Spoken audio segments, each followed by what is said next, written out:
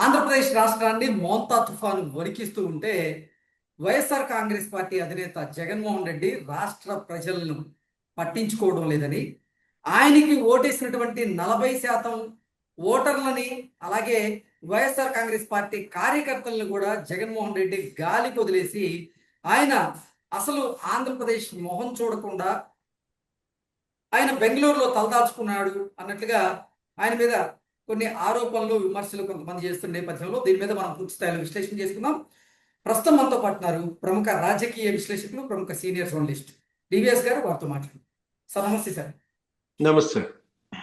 ఆంధ్రప్రదేశ్ రాష్ట్రాన్ని మోంతా తుఫాన్ వణికిస్తున్నటువంటి సమయంలో ఆంధ్రప్రదేశ్లో ఉండి ఆ పార్టీ కార్యకర్తలను, ప్రజలను ఆయన ఓదార్చాల్సింది పోయి ఆయన అసలు బెంగళూరులో తలదాచుకుంటున్నారని, జగన్మోహన్ రెడ్డి అసలు తన పార్టీ కార్యకర్తలను, ప్రజలను గాలికి వదిలేశారు అన్నట్లుగా ఆయన మీద కొంతమంది నెటిజన్లు ఆరోపణలు, విమర్శలు చేస్తూ ఉన్నారు. దీన్ని ఎలా చూడాలంటారు సార్? సినిమాకి వెళ్ళాడు. ఏ సినిమా సార్? ఆయన ఏంటంటే ఈ విపత్తులు వచ్చినప్పుడు జనం విపరీతమైనటువంటి నష్టాలకి, ఆస్తి నష్టం, ప్రాణ నష్టం జరుగుతూ అల్లాడుతున్న సమయాల్లో సినిమాలు చూడటం ఆయనకు అలవాటు. గతంలో కూడా మనం చూసాం. ఏంటి, ఏదో అవెంజర్స్ సినిమాకి వెళ్ళాడంట. ఓకే, చూసావా నువ్వు కూడా సినిమా? అవెంజర్స్.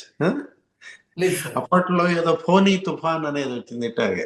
ఆ ఫోనీ తుఫాన్ వచ్చిన సందర్భంలో కూడా మనాడు సినిమాకి వెళ్ళటం అప్పట్లో పెద్ద చర్చనీయాంశమైంది. అంటే ఇప్పుడు కూడా అట్లాగే ఏదైనా సినిమా హాల్లో ఉన్నాడంటావా? సినిమా హాల్ కిందకి వెళ్తాడులే, ఆయనే స్పెషల్ షో ఎంచుకుంటాడు కదా. చంద్రబాబు గారు ఇప్పుడు అధికారుల యంత్రాంగాన్ని పరుగులు పెట్టిస్తూ ఆయన సహాయక చర్యల్లో పాల్గొంటూ ఉంటే, నాకు ప్రతిపక్ష హోదా ఇవ్వండి అంటూ ఇప్పటి వరకు అడిగినటువంటి వైఎస్ఆర్ కాంగ్రెస్ పార్టీ అధినేత జగన్మోహన్ రెడ్డి అసలు రాష్ట్రంలో లేకుండా, అంటే రాష్ట్ర ప్రజల్ని గాలికి వదిలేసి ఈ మొంతా తుఫాన్ విషయంలో కూడా సహాయక చర్యల్లో కూడా ఆ పార్టీ పాల్గొనడం లేదు అంటే ఎలా చూడాలంటారు దాన్ని అసలు? అంటే మొంతా తుఫాన్ ఏది ఇవాళ మరి ముఖ్యమంత్రి చంద్రబాబు, డిప్యూటీ సీఎం పవన్ కళ్యాణ్, లేకపోతే మంత్రి లోకేష్, మొత్తం అందరూ ప్రజాప్రతినిధులు, మంత్రులు, అధికారులు క్షేత్రస్థాయిలో ఇవాళ సహాయక చర్యల్లో ఉన్నారు. ఎవరిని చూసినా సరే మనం అంటూ ఎంపీలు కూడా పాల్గొంటున్నారు. అట్లాంటిది ఒక ప్రతిపక్షంగా ఉండాల్సినటువంటి జగన్మోహన్ రెడ్డి, ఆయన పార్టీ ఏంటి, అటు అధికారంలో సీఎంగా ఉన్నప్పుడు అలాగే చేశాడు, ఇప్పుడు ప్రతిపక్షంలో ఉన్నప్పుడు ఇలాగే చేశాడు. ఇప్పుడు ఏ సినిమా చూస్తున్నాడు అంటావు? కాంతారా చాప్టర్ 2. ఓకే, మొంతా తుఫాన్ సహాయ చర్యల్లో వీళ్ళందరూ తలమునకలుగా ఉంటే అతను సినిమాలు చూస్తున్నాడంటే అది బాధ్యత రాహిత్యం అనాలా, లేకపోతే ఒక సైకో మనస్తత్వం అనాలా? ఇప్పుడు మనం చూసాం ఏంటి, కాకినాడ ఇప్పుడు మచిలీపట్నం దగ్గర తీరాన్ని తాకింది. మొత్తం కోస్తా అంతా అల్లల్లాడుతోంది. ఇప్పుడు ఎప్పుడైనా సరే విపత్తులను ఆపలేరు కృష్ణ. ప్రకృతి విపత్తులను ఆపటం భగవంతుడి తరం కూడా కాదు. కాకపోతే నష్ట నివారణ చర్యలు ప్రజలు కోరుకునేది ఏంటి? ప్రాణ నష్ట నివారణ చర్యలు ఏం చేపట్టారు? ఆస్తి నష్ట నివారణ చర్యలు ఏం చేపట్టారు? చంద్రబాబు గత 2-3 రోజులుగా మరి నిద్ర కూడా లేకుండా అటు ఆర్టీజీఎస్ లో మరి ఆయన, ఉప ముఖ్యమంత్రి పవన్ కళ్యాణ్ ఇద్దరు అక్కడే ఉండి సమాయత్తం చేయడం, అధికార యంత్రాంగానికి కావాల్సిన ప్రేరణ ఏంటి, కావలసినటువంటి ఒక ఉత్సాహాన్ని ఇవ్వడం. గతంలో మనం చూసాం చంద్రబాబు సీఎంగా తిత్లీ తుఫాన్, అప్పుడు పండుగలు వచ్చాయి. ఏది, దసరా పండుగ. ఈ పండుగలు వచ్చినా కూడా అసలు కుటుంబ సభ్యుల్ని ఇక్కడికి రమ్మని అక్కడ ఒక్కొక్క మండలానికి ఒక ఐఏఎస్ ఇన్ఛార్జిగా పెట్టాడు అప్పట్లోనే. ఏది, తిత్లీ తుఫాన్ వచ్చినప్పుడు నీకు మొత్తం శ్రీకాకుళం, సిక్కోలు అంతా విలవల్లాడిపోయింది అనమాట. అరే ఇప్పుడు అదేంటి, మామూలుగా 200 కిలోమీటర్ల వేగంతో ఈదురు గాలులు, అసలు 40,000 కరెంటు స్తంభాలు ఇరిగిపడ్డాయి, 4 లక్షల కొబ్బరి చెట్లు ఇరిగిపడ్డాయి అనమాట. ఇది మామూలుగా అదే కాదు. హుద్ తుఫాన్ నీకు తెలుసు, విశాఖపట్నం 250 కిలోమీటర్ల వేగంతో హుద్ అసలు విశాఖని వణికిచ్చేసింది అనమాట. అట్లాంటిది ముఖ్యమంత్రిగా చంద్రబాబు ఆయనే స్వయంగా అసలు వెళ్ళిపోవడం, వద్దు మీరు వెళ్ళటానికి వీల్లేదు, రోడ్ల మీద చెట్లు ఇరిగి పడుతున్నాయి ఆయన చెప్పినా కూడా ఆయన ఏంటి, హెలికాప్టర్లో విజయవాడ వెళ్ళి అక్కడి నుంచి మళ్ళీ అప్పుడు హైదరాబాద్ లో ఉన్నారు. ఏంటి, అప్పటికి ఇంకా షిఫ్ట్ అవ్వలేదు రాజధాని ఇక్కడికి. హుద్హుద్ అప్పుడు అట్లాంటిది ఆయన అసలు విమానం ప్రయాణం వీలు కాదు, హెలికాప్టర్ ప్రయాణం వీలు కాదు అన్నా కూడా రోడ్డు మార్గాన్ని వెళ్ళిపోయాడు. ఉమ్, ఆయనే అసలు ఒక గొడ్డలు చేత పెట్టి ఆ, కూలీగా మారాడు. ఏంటి ఆ చెట్లు నరికివేత్తలో, కంప తొలగింపుల్లో, వాటిల్లో ఆయనే పెట్రోల్ కొట్టాడు. అతనే రేషన్ షాపులు తనిఖీ చేసి అక్కడ బంగాళదుంపలు అవన్నీ పంపిణీ చేయడం. అంటే స్ఫూర్తి. ఏది ముఖ్యమంత్రి లాంటి వాడు అతనేంటి, అతనేమైనా ఒక రాజా? అతనికి అతనే చెప్పుకుంటాడు ఏంటి, నేను #1 కూలీని అంటాడు. ఉం? వాడు ప్రజలు కోరుకునేది అది.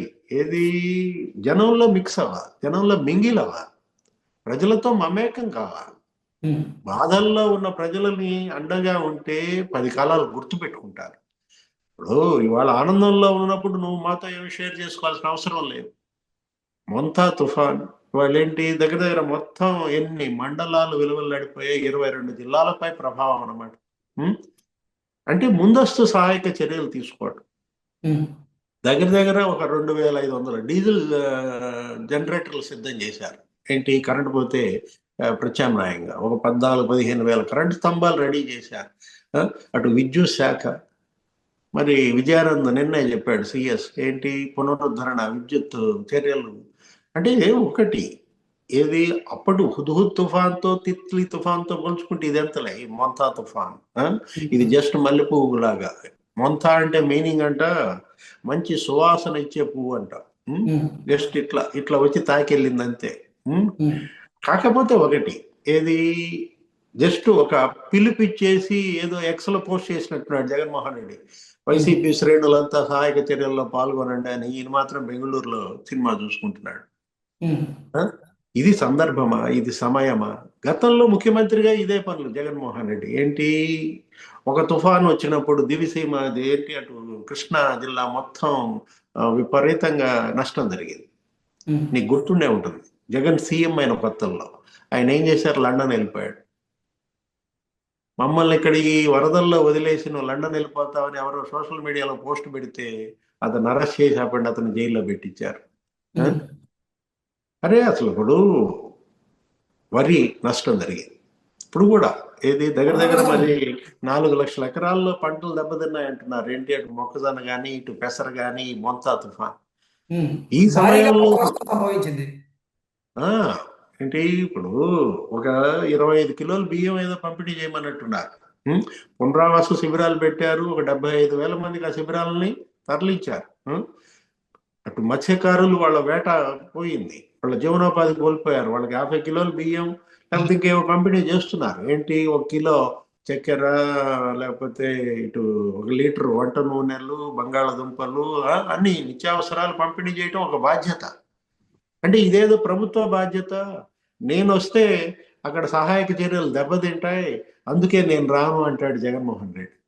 ఉమ్, చూసావా అసలు ఎంత నాగ్గా తప్పించుకుంటాడో. ఆయన వస్తే అంట సహాయక చర్యలు దెబ్బతింటాయంట, అందుకని నేను ఇట్లాంటి ఇదేదో పబ్లిసిటీ స్టంట్ అనుకుంటాడు. వాళ్ళ నష్టం, నష్టపోయినాడికి తెలుస్తుంది ఆ నష్టం యొక్క తీవ్రత. ఉం? ఉమ్, మీకేం తెలుస్తుంది, ఒడ్డునున్న వాళ్ళకి ఏమైనా తెలుస్తుందా? రైతులు ఇవాళ ఎటువంటి ఇబ్బందులు పడుతున్నారా? తడిసిన ధాన్యం ఏదో కొనుగోళ్లు జరపాలా, లేకపోతే ఎకరానికి ఇంతని నష్టపరిహారం ఇవ్వాలి. ఇప్పటికే ఆల్రెడీ బిగిన్ చేసింది, ప్రాథమిక అంచనాలు ఏవో చేస్తున్నట్టున్నారు. వాళ్ళు వ్యవసాయ శాఖ లేకపోతే వాళ్ళందరూ కూడా జరిగిన నష్టం, పంట నష్టం పైన నివేదికలు తయారు చేసి కేంద్రానికి వెంటనే పంపాలి. కేంద్ర బృందాలు పర్యటించాలి. ఆ తర్వాత కేంద్ర సహాయం ఏదో ప్రకటిస్తుంది. ఉం? ఇట్లాంటి చర్యలు ఇవేమి వదిలేసి జగన్మోహన్ రెడ్డి ఆ 5 ఏళ్ళు ఆ విధంగా ముఖ్యమంత్రిగా వెలగబెట్టాడు. ఇప్పుడు ఇది ప్రతిపక్షంలో ఉన్నప్పుడు ఒక అద్భుత అవకాశం అతనికి. ఏంటి, ఇప్పుడు ప్రజల్లోకి వెళ్ళాడు అనుకో, కాకినాడ, ఆ ఉప్పాడ తీరం, లేకపోతే ఇటు మచిలీపట్నం, ఈ ప్రాంతాలన్నీ కనుక అతను సందర్శించి ఉంటే, వెళ్తే అక్కడ ప్రజలు వాళ్ళ కష్టాలు చెప్పుకుంటారు.